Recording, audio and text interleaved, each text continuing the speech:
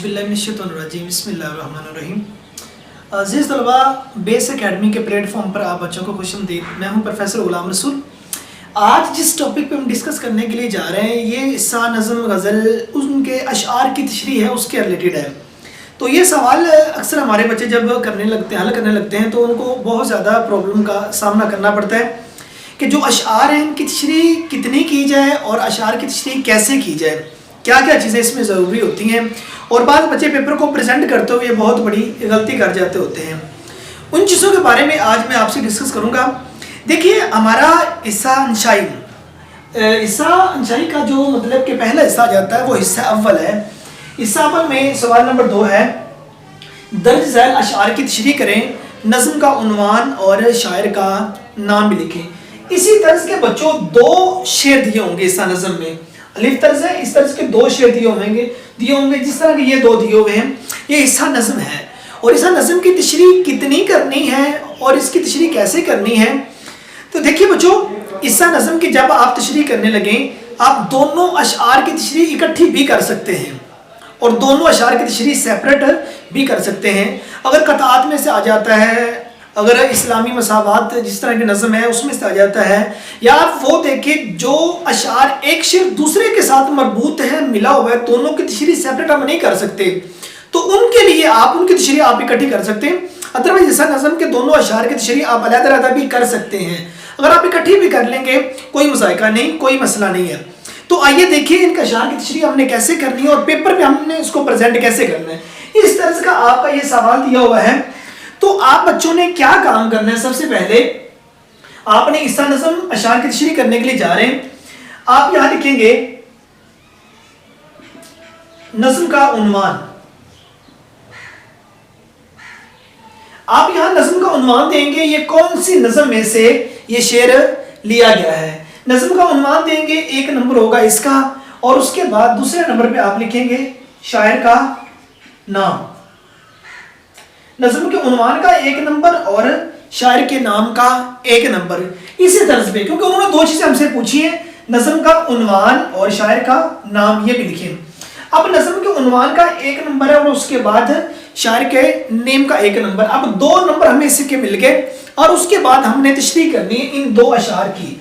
अब इन 2 अशआर की जब हम तशरीह करने लगेंगे तो बच्चों देखो आपने क्या काम करना है, ये चीजें एक बार लिख देना और उसके बाद यहाँ आप जिस शेर की तशरीह करने के लिए जा रहे हैं, ये 2 शेर आपके पास दिए हुए। अगर आप पहले शेर की तशरीह करने के लिए जा रहे हैं तो आप यहाँ नंबर 1 लिख दीजिए, और अगर लिखना चाहें तो ये नीचे आप इधर शेर भी लिख सकते हैं। अगर आप शेर लिखना चाहें तो यहाँ लिख सकते हैं, शेर ना भी लिखें तो कोई मसला नहीं है, क्योंकि आप पहले उनको बता चुके हो कि आप नज़म की तशरीह करने के लिए जा रहे हैं। यहाँ शेर आपका ठीक है, और उसके बाद यहाँ आप हेडिंग दें मफहूम की, ठीक है ना। तो बच्चों यहाँ आपका मफहूम आ जाए, मफहूम के बाद तशरीह, इसके नीचे आप इसकी तशरीह लिखते जाएं। अब ये नज़म की तशरीह हमने करनी है।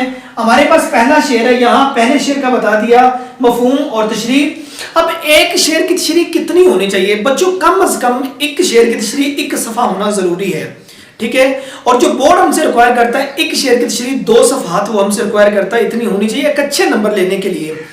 और देखिए जब आप एक शेर की तशरीह कर लें, एक शेर की तशरीह के बाद डायरेक्ट आपका जो दूसरा शेर है उसकी इस तरह में आप उसका नंबर दे दें, शेर नंबर 2, ठीक है, उसका मफहूम लिखें, उसकी आप तशरीह करते जाएं। ये दूसरे शेर का तरीका है, ठीक है। अब क्या काम करना है, हम अक्सर जो गलती कर जाते हैं, गलती ये कर जाते हैं, तो ये जो टॉपिक हमारे पास ये चीजें दी होती है ना, नज़म का उन्वान और शायर का नाम, बास बच्चे क्या काम करते हैं, इन 2 चीजों को दोबारा से फिर रिपीट करना शुरू कर देते हैं।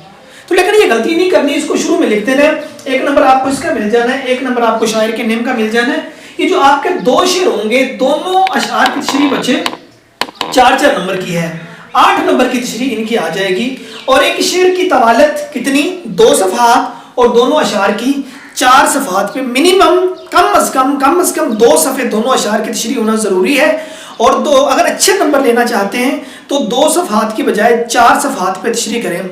और इसके बाद इनमें कौन कौन से हवाला जात कैसे होने चाहिए, कितने हवाला जात की हमें ज़रूरत होगी बच्चों। उसमें देखें जब आप अशआर की तशरीह कर रहे हों तो उसमें मुमकिन कोशिश करें आप हवाला जात भी अशआर का ही दें, اگر آپ اشعار کے بعد اس نثر کی تشریح کرنے کے لیے جا رہے ہیں تو اس میں جو حوالہ جات ہیں وہ نثری ہونے چاہیے. اشعار کی تشریح میں جو حوالہ جات ہیں وہ اشعار کے ہونے چاہیے. کم از کم ایک شعر کی تشریح میں 2 شعر حوالہ جات کے لیے ہونے چاہیے. ادروائز ایک صفحے پہ 2 اشعار حوالہ جات ہوں, دوسرے صفحے پہ چلے جائیں وہاں بھی 2, 4 حوالہ جات, یہ ایک اچھے نمبر لینے کے لیے. ادروائز کم از کم 2 کا ہونا ضروری ہے. 2 حوالہ جات آپ اشعار دیں تو وہ اس کا بہت اچھا ایک امپیکٹ پڑے گا. اور یہ سوال حل کرنے کے لیے آپ کے پاس وقت کتنا ہونا چاہیے؟ آپ کے پاس 8 نمبر کی تو تشریح ہے, 2 نمبر اس کے 10 نمبر ہیں, اور اس کی تشریح کرنے کے لیے جو آپ کے پاس وقت ہوگا وہ بچوں 30 منٹ آپ اس کے لیے وقت مخصوص کر لیجیے گا اپنے پیپر میں سے. تو انشاءاللہ آپ اچھے طریقے سے پیپر کو حل کر جائیں گے. خدا حافظ.